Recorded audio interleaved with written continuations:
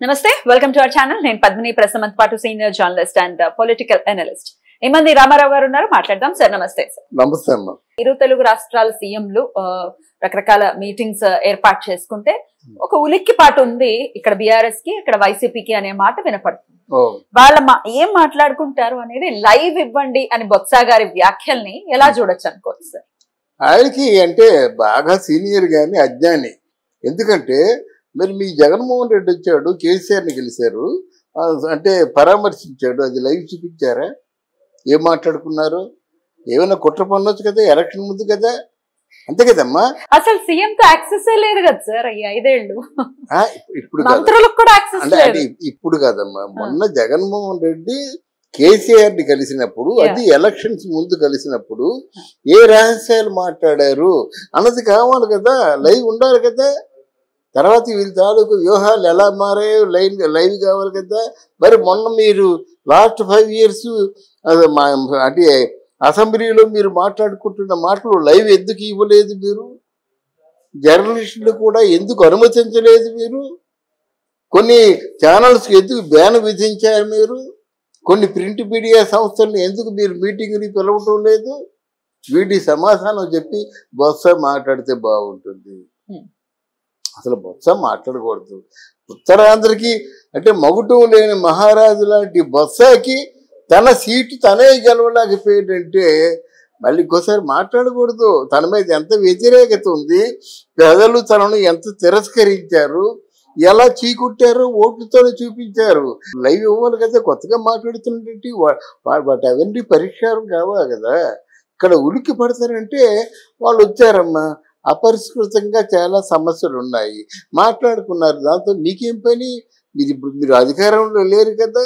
ఒకవేళ మీ వల్ల ఏదైనా ప్రభుత్వానికి విఘాతం జరిగినట్టయితే పిలిపిస్తారు అడుగుతారు నిజంగా నష్టం జరిగినట్టయితే మీరు మీ ద్వారా రప్పిస్తారు అది మీకు తెలియవలసిన విషయం కాదు అంతర్గత వ్యవహారం 5 సీఎంలు మాట్లాడుకున్న విషయాలు మీకెందుకు చెప్పారా మరి 2 రోజు పేపర్లో వేశారు కదా సీఎం గారు ఏం మాట్లాడుకున్నాము అంతవరకు తెలుసుకోండి మిగతా విషయాలు మీకెందుకు ఇలా తొందరపడిపోయి మాటలు జారడం వల్లే ఆ పార్టీ మీద ఏమో ప్రజలకి అసహ్యం పుట్టింది టూ ఇయర్లీ అండి ఇంకా 4 రోజులు కాలేదు అప్పుడే జగన్మోహన్ రెడ్డి అంటే మీరు చేసిన పెద్ద పాప ఏంటంటే ఇంతవరకు స్పెషల్ స్టేటస్ గురించి మాట్లాడుకోమంటాడు అర్థం ఉందా ఏదో గతకలు నువ్వు పూర్తిగా పెద్దవి చేసినటువంటి గతకల రోడ్డుకి మోక్షం కలుగుతుంది నువ్వు నిర్లక్ష్యం చేసినటువంటి అమరావతికి మోక్షం కలుగుతుంది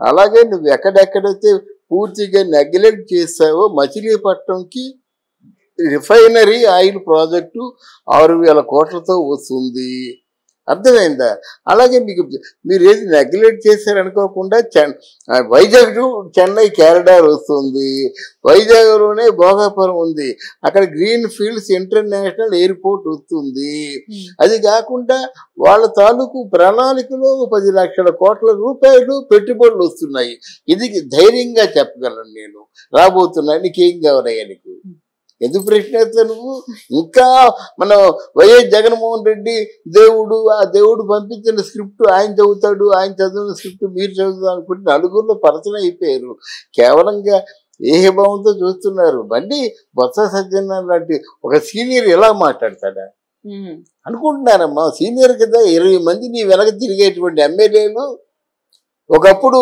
నెంబర్ 2 పొజిషన్ నుండి నెక్స్ట్ ఎవరురా సీఎం అంటే బొత్స సత్యనారాయణ సీఎం అని పిలువబడే బొత్స సత్యనారాయణ గారు ఎంత ఒక అమాయకంగా తిరిగి తక్కువతనంగా మాట్లాడతారు ఏదో ఒకటి మాట్లాడాలి అని మాట్లాడినటువంటి వైనం అనుకోవచ్చా లేకపోతే అసలు దీనికి ఏమన్నా అర్థం లేదమ్మా లైవ్ వాళ్ళ ఇష్టం ప్రభుత్వం వాళ్ళ దృష్టిలో ఉందమ్మా ఇంకొకరి దృష్టిలో హోంమంత్రి ఉందమ్మా జగన్మోహన్ రెడ్డి తాలూకు పరిపాలనలో 5 సంవత్సరాల్లో ఎవరి మీద కూడా ఒక నిఘా పెట్టి ఒక స్కామ్ని పట్టుకున్నామని మాట్లేదమ్మా నిరాఘాటంగా సాగిపోయింది ఇంకా పరిపాలనే మొదలవ్వలేదు కాకినాడలో ద్వారంపూడి చంద్రశేఖర్ రెడ్డి అనేటి వాడు 50,000 కోట్ల స్కామ్ బయటపడింది ఇప్పుడు అలాగే ఒక్కొక్కరు చేస్తున్న స్కామ్. అక్కడ పెద్దిరెడ్డి రామచంద్రారెడ్డి రోజా తాలూకు 3,000 కోట్ల స్కామ్ అక్కడ బయట పడింది. తిరుపతి మీరు నిర్ణయించుకున్న మీ క్రైస్తవుడు కరుణాకర్ రెడ్డి చైర్మన్, మీ క్రైస్తవుడు వైవి సుబ్బారెడ్డి తాలూకు చైర్మన్, ఈయన చైర్మన్, ఆయన చైర్మన్ బోర్డుకి. అంటే ఏదో పెద్ద పొజిషన్ అది. అంటే వైసీపీ పార్టీ తరఫున ఏదో ఆ పోస్టు. దేవాలయాన్ని చైర్మన్ కరుణాకర్ రెడ్డి క్రైస్తవుడు. నీ సిగ్గు లజ్జ లేదు? హిందువుగా దాన్ని సహించగలవా? ఆ మాట్లాడు. అక్కడ లైవ్ కావాలంటే ఇప్పుడు తిరుపతిలో ఏం జరుగుతుందో లైవ్ నీకెందుకయ్యా? రేపు పొద్దున్న తిరుపతిలో జరిగినటువంటి పూజలు, పునస్కారాలు, భక్తులు, ఆ భక్తికి సంబంధించిన విషయాలన్నీ కూడా లైవ్ పెట్టుకొని మేమే జర్నలిస్టులు కోరుతాం. ఎందుకంటే ఆ రోజుల్లో తిరుపతిలో ఏం జరిగినప్పుడు కూడా ఇంట్లో భక్తి వాళ్ళు లైవ్ పెట్టేవారు వచ్చేది. అది కావాలి. మహిళలకు ఏది కావాలో అది కోరుకుంటే తప్పలేదు. వాళ్ళు కొట్టుకోవడం నీకెందుకు? పెద్దిరెడ్డి ఇంకెవరిని కొట్టారా? ఇంకెవరో పెద్దిరెడ్డి కొట్టారా? నీకెందుకయ్యా? రోజా ఏం చేస్తే నీకెందుకు? రోజా ఎవరేం చేస్తే నీకెందుకు?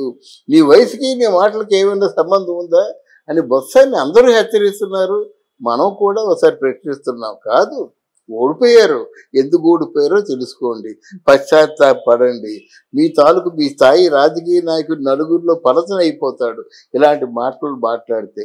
మౌనంగా ఉంటేనే మీకు గౌరవం దక్కుతుందని హెచ్చరిస్తుంది. అసలు మార్పును ఎక్స్పెక్ట్ చేయొచ్చా సార్ ఆ పార్టీ నుంచి? అంటే ఇప్పటికీ మనం చూస్తే కొంతమంది నాయకులు, ఇప్పుడు బొత్స గారు అనుకోవచ్చు, అంతకుముందు కొడాలని మాట తీరులో ఇంకా ఎటువంటి మార్పు అయితే కనపడట్లేదు.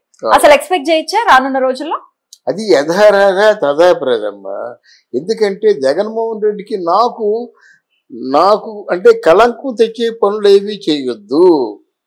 మనం ఎందుకు ఓడిపోయామో మనలో మనం రివ్యూ చేసుకుందాము.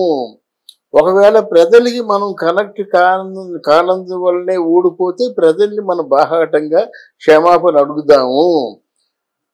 మనం ప్రతిపక్షం, పాలకవర్గం జనాలకి మంచి చేసే పని ఏ పని అయినప్పుడు కూడా మనం సహకరిద్దాము. ఈ ధోరణిలో మాటలు కావాలి. అంతేగాని ఎప్పుడూ ఒకటే పాట.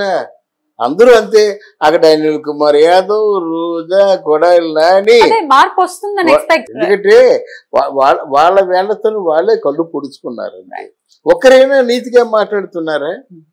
ఇప్పుడు వచ్చేస్తున్నారు కదా. ఇప్పుడు టీడీపీలో కొందరు వస్తున్నారు, మన జనసేన పార్టీలో కొందరు వస్తున్నారు.